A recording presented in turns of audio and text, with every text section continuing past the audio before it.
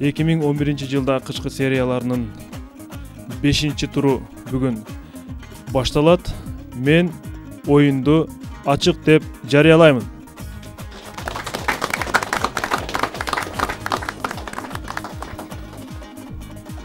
Бүгүн биздин ордого Чыңгыз Баймурзаев жетектеген команда келип отурат. Демек Чыңгыз телекөрүүчүлөргө каршы оюн жүргүзөт бүгүн.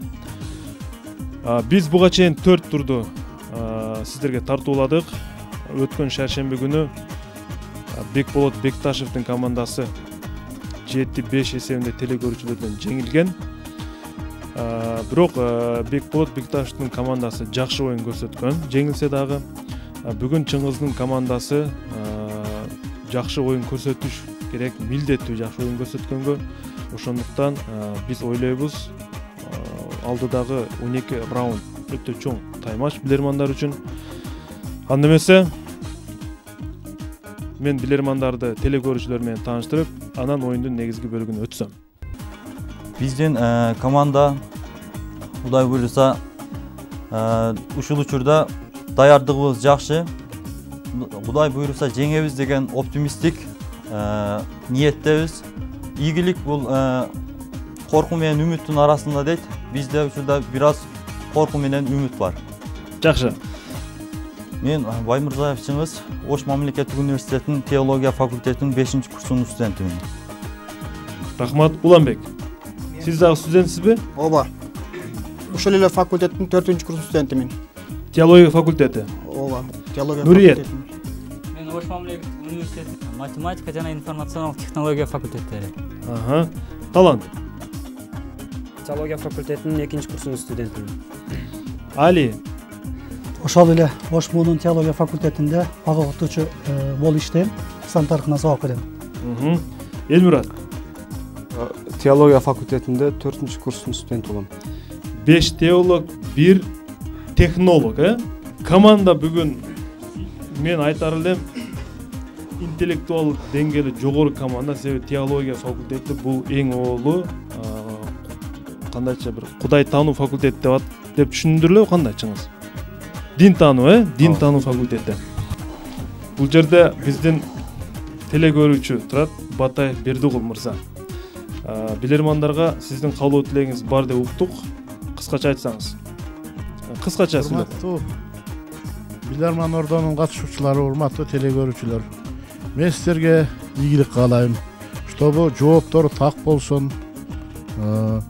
Биринчи булактарга өзгөчө көңүл бөлүнсүн. Анан телекөрүүчүлөргө дагы ийгилик каалайт элем. Ошо суроолорду тагыраак берип, биринчи булактарын да аңлап берсе, чын жүрөктөн силердин ийгилик каалап, агайыңар. Ийгилик каалайбыз дагы бир жолу. Рахмат.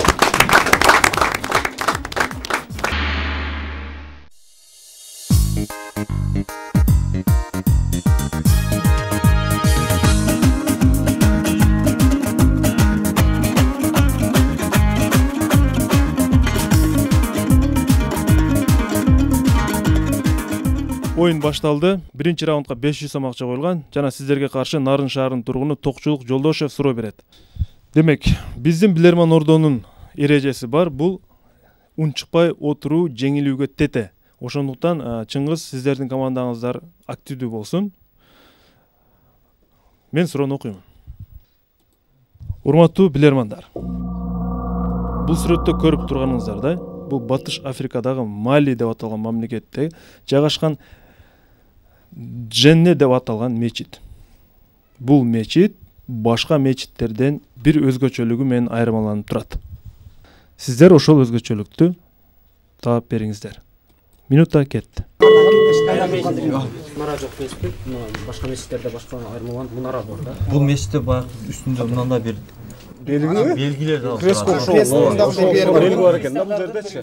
Чиркөөсү болуп кийин мечит болушу. Анан бул жерде тарыхта экинчи дагы бир неме бар. Бул жерде аты Жен деп атпайбы? Женне. Женнет деп атат. Ооба, эми ооба да.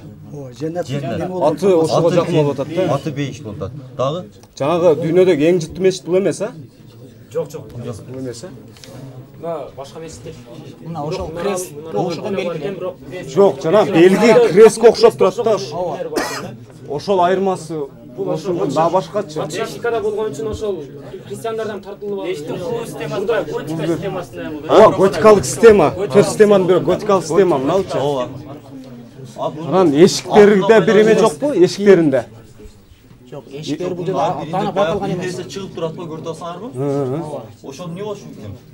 Бул бат чептерге дагы окшоп турат. Ооба, себеби кайсы бир нерсе защитага көрүнүп атат да.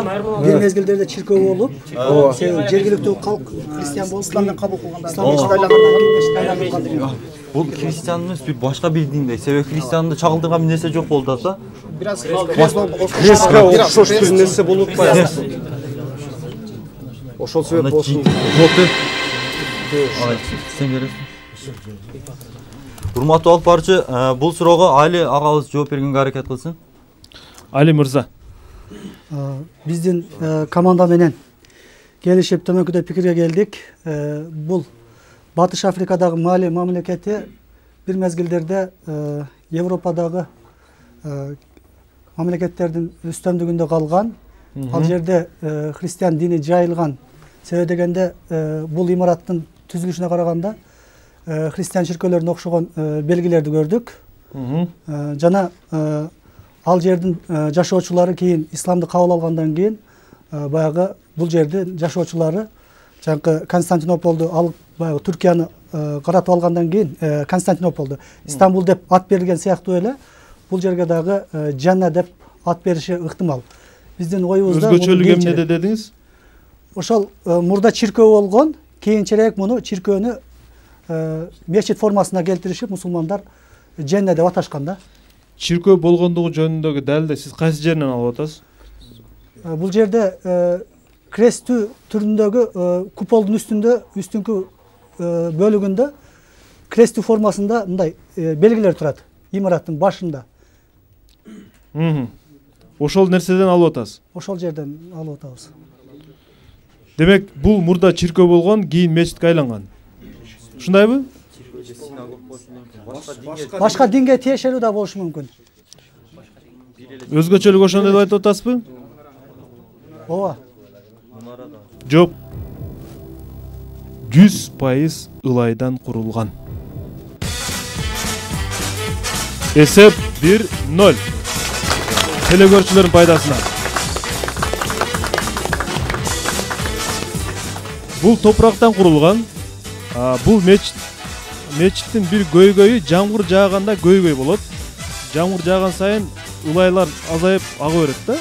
Бирок турат ушул күнгө чейин. Экинчи раунд.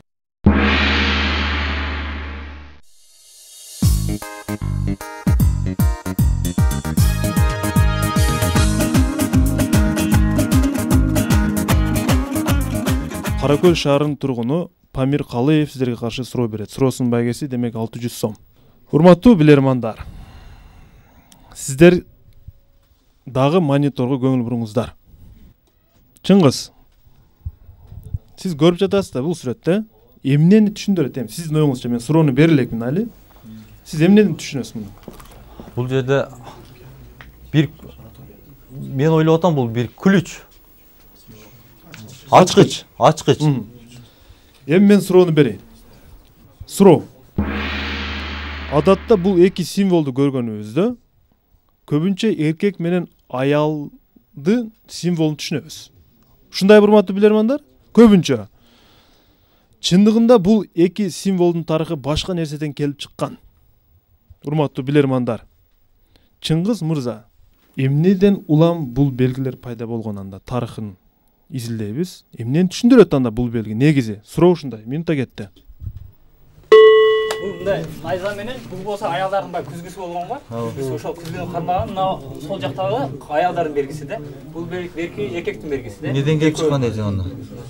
Ошол берки найзаны көп колдонгон эркек. Аял киши күзгүнү көп колдонбой үйдө турат да. Наркысы күзгү деп атасың, э? Сол жактагы күзгү болот да. Крест болгон, кармагысы менен да. Ал күзгүгө окшош. А берки аны колдоп болот. Бунун кайсы бир диний бир мотив ташыбайбы? Болушу мүмкүн. Себепчи баягы курулушта имараттар стилдери менен курулат го, жана готикалык стилден, мечиттердин баш момундай болот го. А бул крест мисалы христиандардын жибат атканасы бул окшомош мүмкүн да. Христиандардын да белгилери ушундай белгилер бар да өзүнүн кантип иероглифтер. Кресттерби? Неден келип чыккан деп атат деп. Баягы экоаздын мында болуп турат. Биз баягы шакек эмеспи? Шакек. Тууралуу айтасың. Кальцио, анан кийин бул эми плюс неменин аялдын колдонуучу эмеси, стрелка, жебе, жанын жебеси. Урматтуу билермандар, убакыт аяктады. Чыңгыз, ким жооп берет? Урматтуу алып барчу, бул суроого Нурият мырза жооп бергенге аракет кылсын. Мен эскертип коеюн, Чыңгыз, сиздерде максималдуу мүмкүнчүлүк бар, бул бонус. Эгерде абал оорулашып калса жана ордодон жардам алуу, ордо сиздер ошондо гана жардам берсеңиздер болот. Нурият, Урматтуу алып баруучу, биз команда менен келишип мындай чечимге келдик. Бул эки белгинин чыгып келиши төмөнөгүчө. Илгери эркек киши көбүнчө талаада жүрүп, ал уулаган үчүн ошол найзанын белгиси болуп, оң тарапта эркектин белгиси, ал эми сол тарапта аял киши үйдө болуп, ал өзүнүн келбетин карап, көбүнчө ошо күзгүнү кармаган үчүн ошо күзгүнүн белгиси деп, ошол эки белги келип чыккан деп ойлойбуз. Жооп кабыл алынат. Шакек болуп, эки жуп биригүүсү. Дагы бир вариант. Аял эркек деген бир жыныстык айырмасы, биригүүсү, экөөнүн бирге келгени гармониясынын белгиси. Түшүнүктүү. Эсеп 1-1. Жооп туура.